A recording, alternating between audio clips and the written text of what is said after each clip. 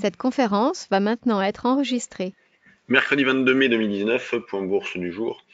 Les marchés continuent d'évoluer sans conviction, sans tendance, au gré des tweets. On est vraiment dans une phase d'hésitation avec une alternance de mouvements haussiers baissiers. Quand on regarde le CAC un petit peu plus en détail, après la baisse de lundi, on a eu une reprise hier et pour l'instant on évolue entre les mêmes limites que hier avec des indications plutôt positives pour le moment. Donc un indice qui tient bien, qui a tenu ce matin sur 5315,20.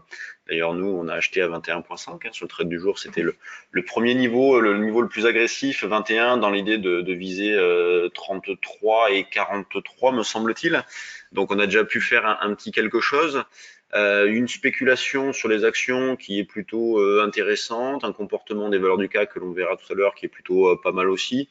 On voit que malgré quelques poids lourds qui sont pas très bien orientés, le marché tient plutôt pas mal. Donc si jamais il y avait une petite amélioration de ce côté-là, on pourrait peut-être monter d'un petit cran. Alors un petit cran pour aller chercher quoi? Pour revenir dans la zone, par exemple, les 55-60, vous voyez, c'est pas bien loin non plus.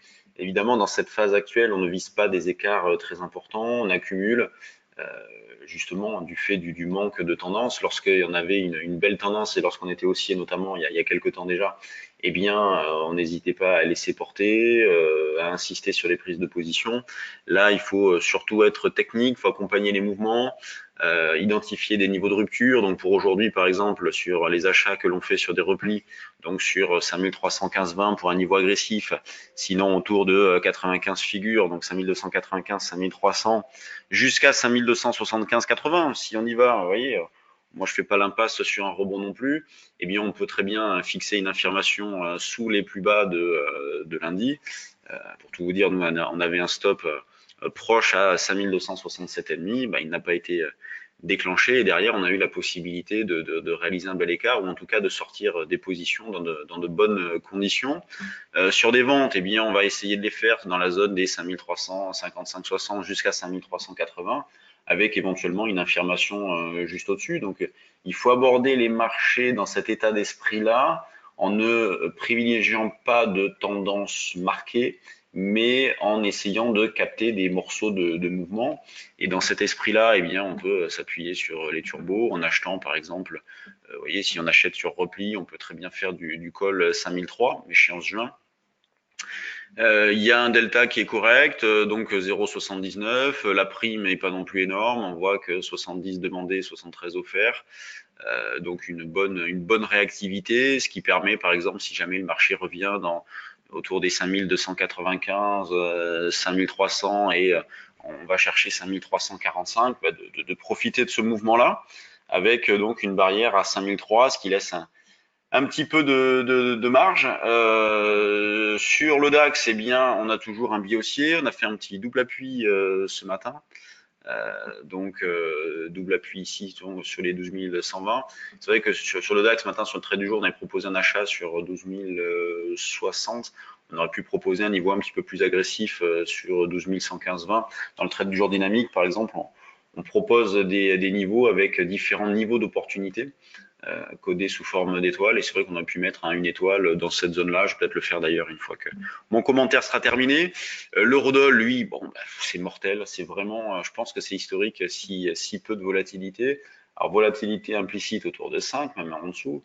Volatilité intraday à râler pas crête. Alors hier, on a eu la possibilité de vendre sur rebond puisqu'on avait, voyant le manque de dynamisme, on avait rapproché la zone de vente à 11, 70, 75 qui a fini par être atteint donc en fin de journée et puis derrière on est revenu en arrière donc pas de changement hein, 11,75, 11,85 zone de vente proche dans l'idée de viser un retour vers un 11,45, 50.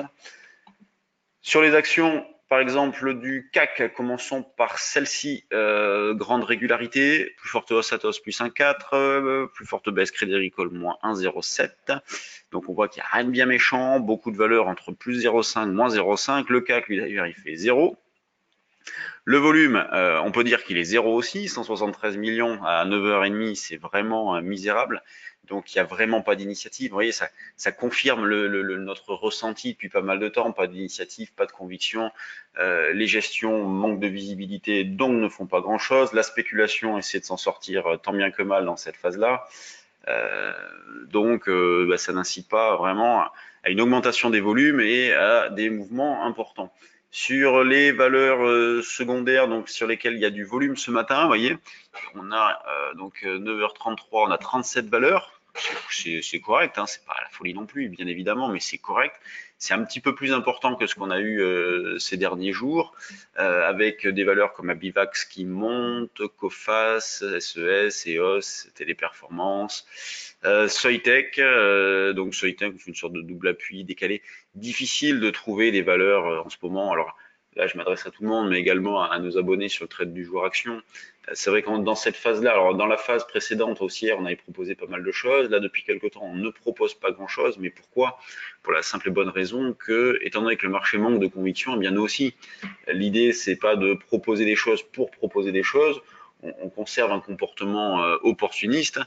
Si on détecte pas grand-chose, eh bien, on propose rien. Donc, si c'est pour envoyer sur des dossiers un peu spéciaux, hautement spéculatifs, avec des probabilités de réussite aléatoires, ça ne nous intéresse pas du tout. Donc, plutôt que se forcer à faire des propositions, on préfère rester temporairement sur la touche, garder de liquidités, et puis quand il y aura de belles opportunités, puisque ça reviendra, eh bien on en profitera et là on proposera davantage de choses. En attendant, eh bien, on se contente de travailler les indices. Bon, l'eurodoll aussi, mais il offre pas grand-chose. Les indices dans les deux sens pour le CAC et puis avec un biais haussier sur le DAX. Sur ce, ben, je vous laisse. Merci de votre attention et puis on se retrouve demain pour un nouveau point bourse. Salut tout le monde.